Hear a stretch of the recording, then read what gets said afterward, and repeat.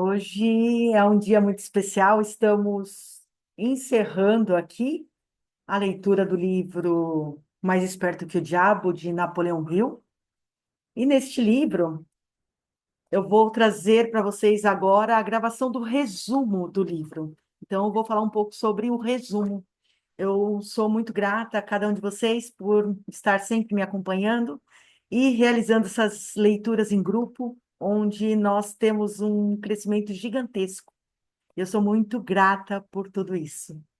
Este livro, eu não disponibilizei ele no YouTube, então ficou somente para nós, aqui, que somos do grupo Onda do Despertar, e que eu trouxe para vocês essa leitura por problemas que poderia ter de direitos autorais, tá?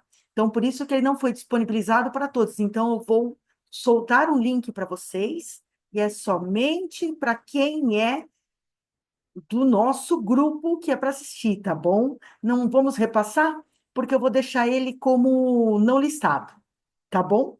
Assim como vou disponibilizar todos os outros. E para iniciar a nossa leitura, primeiramente, eu vou pedir para respirar profundamente. Vamos nos alinhar,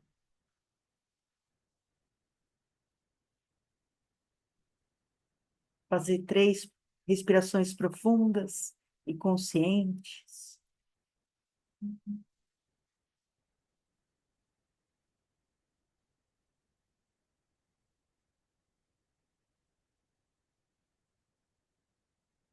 Vamos abrir as portas do nosso coração, onde habita o nosso divino, entrar neste espaço sagrado e secreto que é só nosso,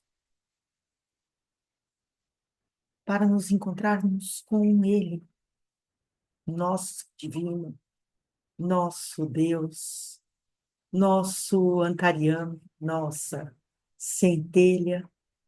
São tantos nomes, tantas nomenclaturas, mas é seu Deus, seu divino pessoal, que habita dentro do seu coração.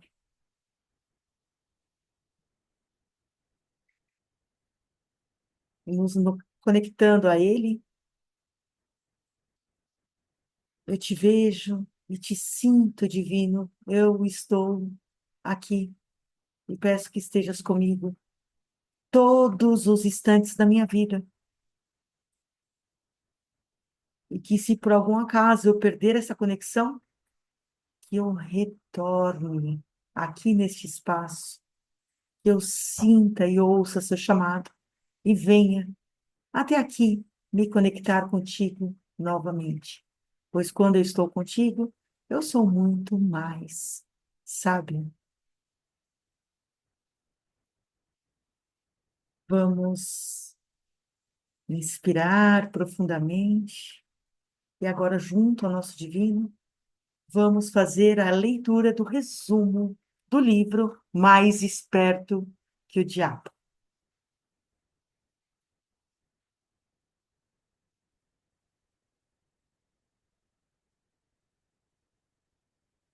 Então, o resumo começa na página 187.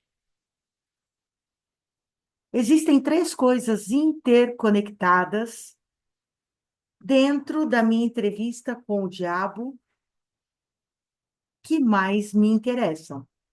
Esses 3 fatores me interessam porque foram as influências mais importantes da minha vida, um fato que qualquer leitor da minha história consegue facilmente discernir. Os 3 fatores mais importantes são o hábito de alienar-se, a lei do ritmo hipnótico, por meio do qual todos os hábitos acabam se tornando permanentes, e o elemento tempo. Esse trio de forças invariavelmente está presente no destino de todos os homens, de forma inviolável.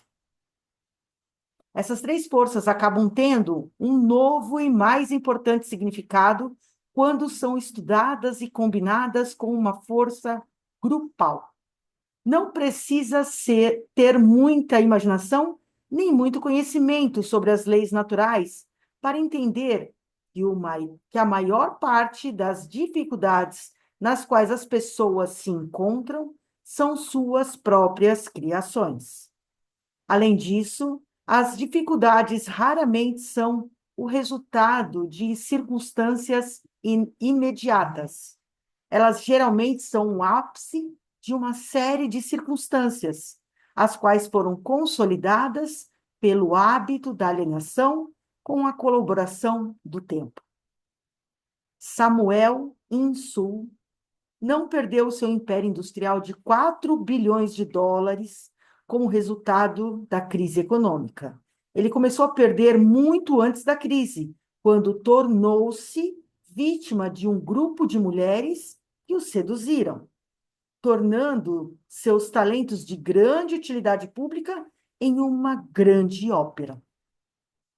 Se em algum momento um homem, na mais alta posição do mundo financeiro, despencou devido ao poder da alienação, do ritmo hipnótico e do tempo, esse homem foi Samuel Insull.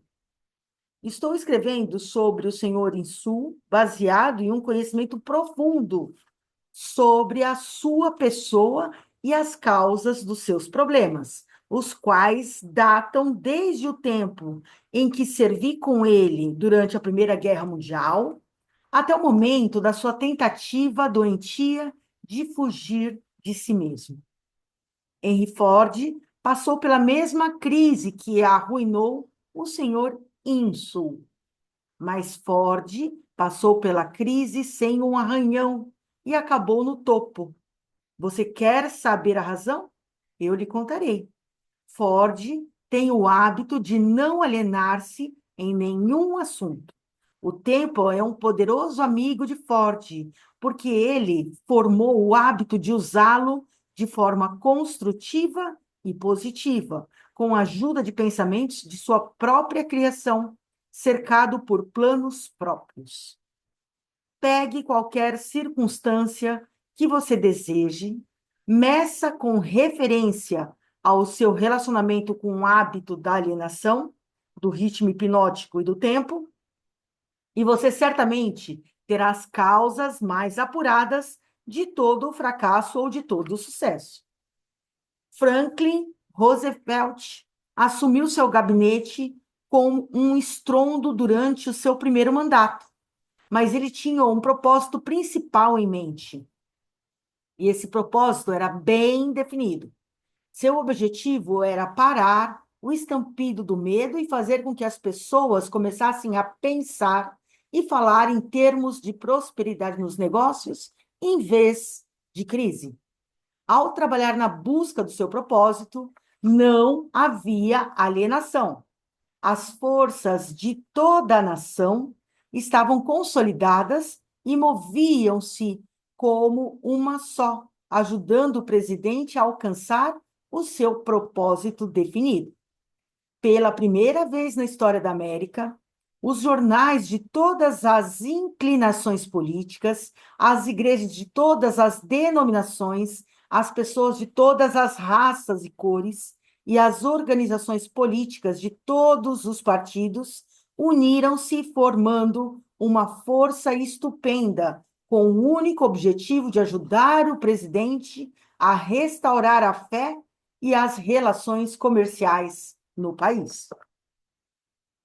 Em uma conferência realizada entre o presidente e um grupo de conselheiro de emergências, poucos dias após ele assumir a presidência, eu perguntei a ele qual era o seu maior problema. E ele respondeu: não é uma questão de maior ou menor.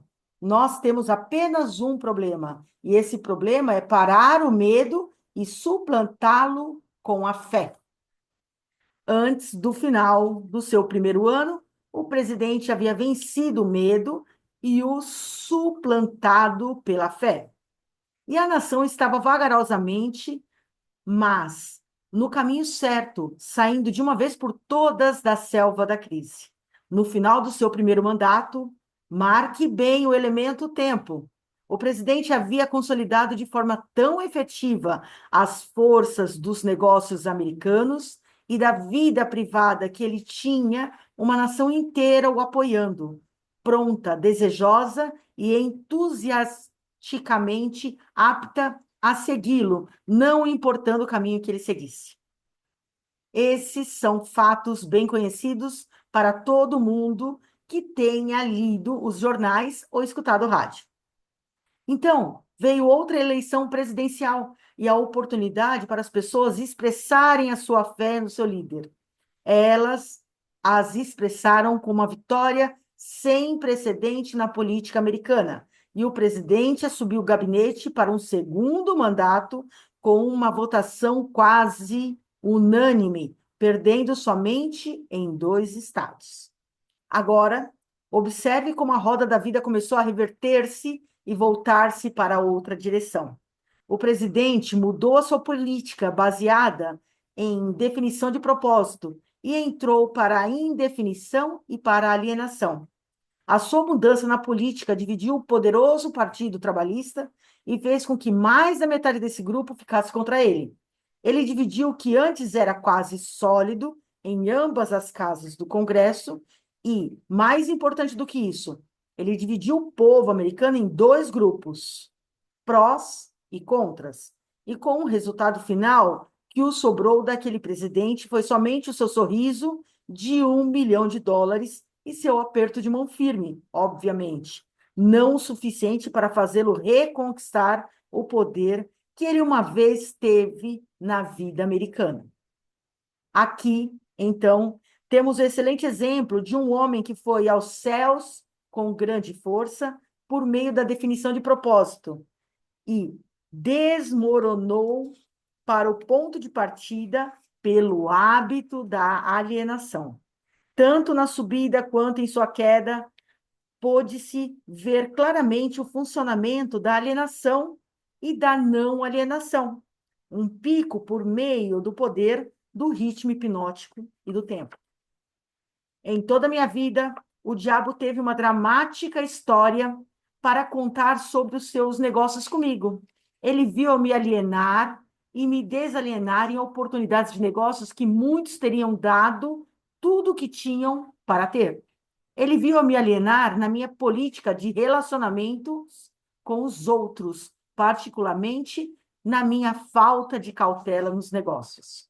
As circunstâncias que me salvou do controle fatal da lei do ritmo hipnótico foi a definição de propósito com a qual, finalmente, dediquei toda a minha vida para a organização de uma filosofia de realização pessoal orientada para o sucesso. Alienei-me em algum momento ou outro, em pequenas ações e decisões, mas a minha alienação foi anulada pelo meu propósito maior, que era o suficiente para restaurar a minha coragem e colocar-me no caminho da busca do conhecimento em todas as pequenas derrotas. Aprendi alguma coisa da natureza danosa, do hábito da alienação, enquanto estava engajado em analisar mais de 25 mil pessoas na conexão com a organização da lei do sucesso. Essas análises mostraram que somente 2 de cada 100 pessoas têm um objetivo definido na vida. As outras 98 foram pegas pelo hábito da alienação. Parece-me mais do que uma coincidência que minhas análises claramente corroboraram as afirmações do diabo, de que ele controla 98% de cada 100 pessoas, devido justamente ao hábito da alienação. Olhando para o passado e analisando a minha própria carreira, posso ver claramente que eu poderia ter evitado a maioria das derrotas temporárias com as quais me deparei se eu tivesse, naquele momento, seguido um plano para a obtenção do meu maior propósito na vida. Da minha experiência de ter analisado os problemas de mais de 5 mil famílias, sei definitivamente que a maioria das pessoas casadas que se desarmonizam umas com as outras o fazem devido ao acúmulo de um grande número de pequenas circunstâncias no casamento, os quais poderiam ter sido esclarecidas e contornadas no momento em que foram criadas, se houvesse uma política definida para fazê-lo. Elas não vivem a vida de casal com a definição de propósito. Assim, a história é feita desde o princípio dos tempos. O homem que tem o plano mais definido, com propósito e força, caminha para a vitória. Os outros correm para conseguir abrigo e acabam sob a liderança daqueles que são mais determinados. A resposta não é difícil de encontrar. Não há necessidade de olhar para o céu para encontrá-la. Da minha parte, eu preferiria procurar a resposta no diabo, porque ele me contaria rapidamente que a vitória vai para as pessoas que sabem o que querem e que estão determinadas a consegui-lo. Elas dominam o hábito da alienação. Elas têm políticas definidas, planos definidos e objetivos definidos. A sua oposição, que muitas vezes está em um número maior, não tem chance alguma contra elas, porque a oposição não tem um plano, nenhum propósito e também não tem uma política, exceto a de alienar-se, esperando que alguma coisa possa vir de algum lugar para ajudá-la.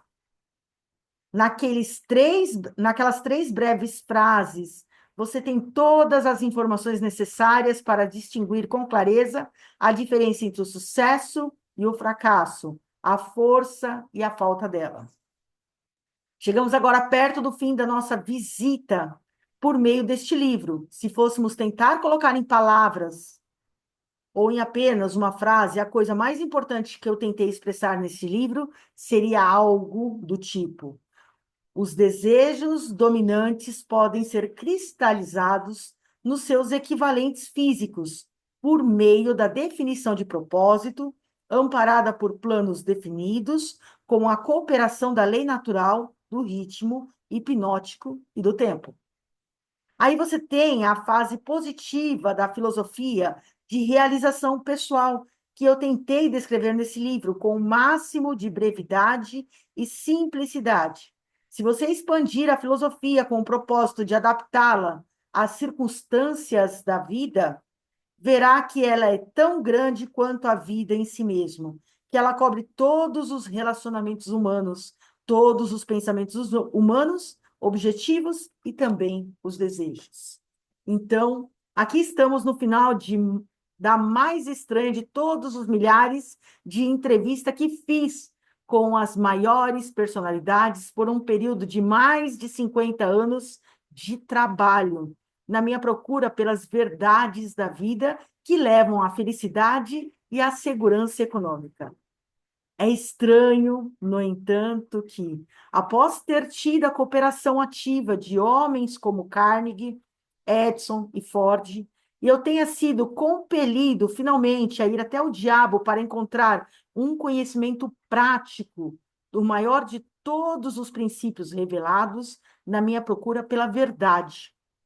Como é estranho que eu tenha sido forçado a experimentar a pobreza, o fracasso e a adversidade em centenas de formas, antes de ter tido o privilégio de entender e utilizar a lei da natureza que neutraliza essas armas e as elimina do nosso caminho. Mas o mais estranho de toda esta dramática experiência que a vida me proporcionou é a simplicidade da lei pela qual, se eu tivesse entendido, poderia ter transmutado os meus desejos de forma substancial, sem ter de me submeter tantos anos a períodos de miséria e dureza. Eu enxergo agora, no final da minha entrevista com o diabo, que eu estava carregando em meus próprios bolsos os fósforos com os quais o fogo da adversidade estava me queimando. E vejo também que a água com a qual esse fogo poderia ter sido extinguido estava em grande abundância, sempre disponível, esperando pelo meu comando.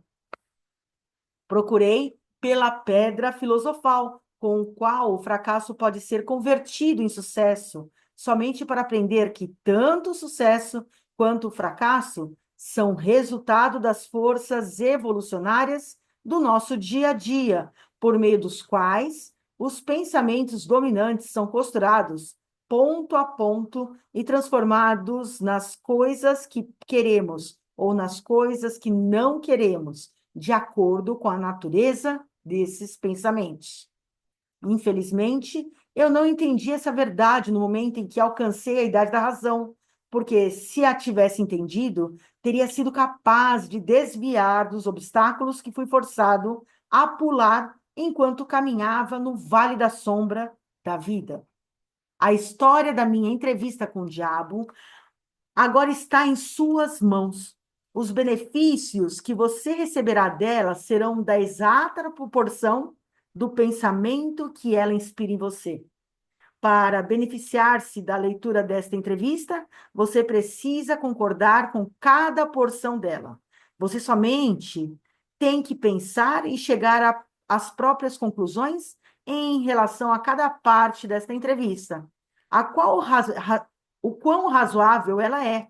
Você é o juiz, o jurado e o advogado, tanto da defesa quanto da acusação. Se você não vencer o seu caso, a perda e a causa da perda serão somente suas. E agora vamos para o epílogo deste livro fantástico.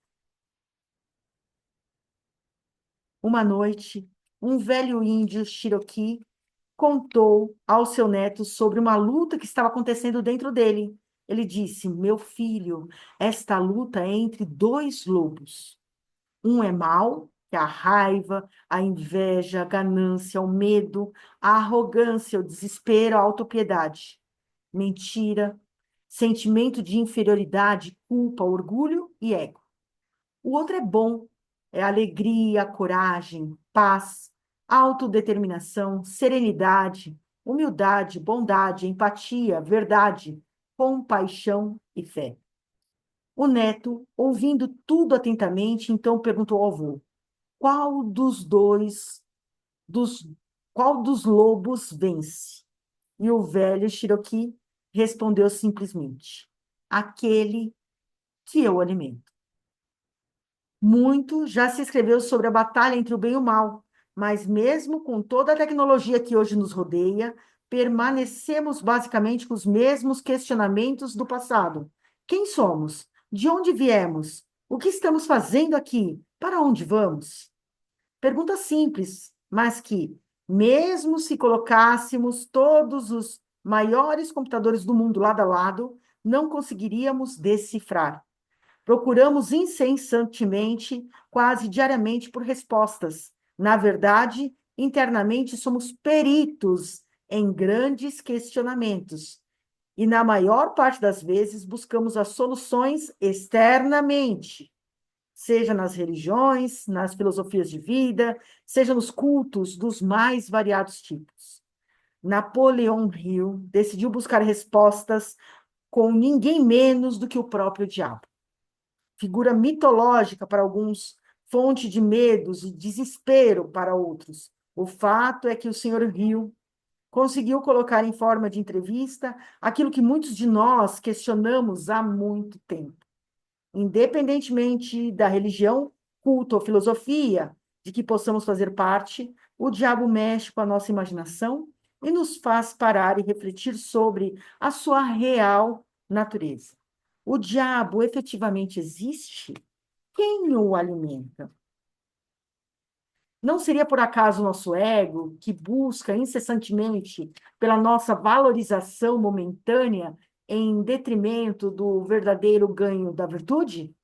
Conforme aprendemos com o Dr. Hill, a alienação hoje ocorre não somente com os meios que foram descritos no livro, que, por sua vez, data de 1938, mas também com novos e poderosos instrumentos que o diabo utiliza para alcançar os seus objetivos: as drogas, a internet, os videogames, os aplicativos de celulares e tudo que a tecnologia trouxe de informação e comodidade ao alcance fácil dos nossos dedos. Outro sim, nunca estivemos tão afastados de nós mesmos, digerindo nossas mais nova ingestão tecnológica. Com relação às pessoas, estamos conhecendo profundamente o perfil dos nossos principais amigos nas redes sociais, mas participamos cada vez menos do que se passa de verdade no coração e na mente desses amigos e amigas. Pode existir maior alienação do que esta? Nos afogamos em meio à modernização e parece que o bote salva-vidas está longe, cada vez mais longe do nosso alcance. Caminhamos hoje com muita pressa e utilizamos a mais alta tecnologia para saber de coisas que no passado saberíamos meses depois, quem sabe anos. Mas ainda temos junto de nós um mapa que pode nos colocar no verdadeiro caminho da autorrealização. E esse mapa encontra-se no lugar menos procurado hoje em dia, na nossa mente e no nosso coração. Qual foi a maior armadilha que o diabo criou para o homem? Foi, sem dúvida, plantar na sua mente a incerteza da sua existência. Assim como o fracasso e o sucesso devem ser considerados armadilhas mentais, pois ambos provêm dos pensamentos dominantes que acabam se tornando aquilo que mais desejamos. Analisando-se a lei do ritmo hipnótico, que também pode ser considerada como a lei da inércia da vida, temos que os nossos pensamentos dominantes acabam por se tornar equivalentes físicos no nosso cotidiano. Ou seja, se cultivarmos mente encoberta por medo, pela culpa e pela dúvida, acabamos tendo atitudes relacionadas a esses sentimentos. E não precisamos ser experts para saber que tipo de resultado alcançaremos. Ao passo que, se cultivarmos a mente preenchida com pensamentos de fé, de coragem, gratidão e alegria, com certeza chegaremos aos resultados a que aspiramos. O desafio é como conseguir isso. Parece fácil manter a mente positiva, mas o dia a dia nos mostra o quanto a nossa atenção permanece focada em coisas que, na verdade, não correspondem à estratégia principal do nosso sonho. Os problemas que aparecem em nossas vidas tomam boa parte do nosso tempo e acabam por fazer com que desviemos nossa atenção para quem da nossa meta principal. Aprendemos que devemos planejar, e quando estiver tudo planejado, devemos planejar mais ainda. Entretanto, isso nos leva a concretizar das nossas metas, ou seria mais inteligente estabelecermos o objetivo principal e aproveitarmos todas as oportunidades que aparecem em nosso caminho? Já dizia Zoroastro: conhece-te a ti mesmo e conhecerás a Deus e a todo o universo. O verdadeiro sentido da vida, que vem sendo buscado pelos maçons, Rosa-Cruzes, Illuminati e demais ordens e religiões de todo o universo, certamente não está impresso em nenhum livro, mas aqueles que tiverem a coragem de vencer os seus medos e se arriscarem na aventura da busca pessoal, provavelmente encontrarão a verdade. E ela, por certo, estará mais perto do que jamais imaginaram. Seja qual for o mapa utilizado para encontrar o caminho, a Bíblia, a Torá, o Alcorão, os Vedas ou todos os demais livros sagrados das religiões, não podemos esquecer nunca que eles são somente um mapa e não o território, e que a mensagem é muito mais importante que o fato histórico. A mensagem contém em si mesma a sua própria verdade. Entretanto, ela somente passa a ter a real existência se for praticada e se servir para fazer com que todos os homens e mulheres deste mundo possam viver o pleno sucesso. Que, por sua vez, ele não se trata de acumulação de riquezas materiais, mas sim do tributo à alegria, à simplicidade e à tão desejada paz de espírito. Este livro foi um presente deixado pelo Dr. Napoleão Hill ao mundo. Ficou 73 anos escondido, por motivos não tão bem esclarecidos. Mas o fato é que a mensagem é viva e cabe a cada um de nós interpretar baseado em nossas próprias experiências de vida.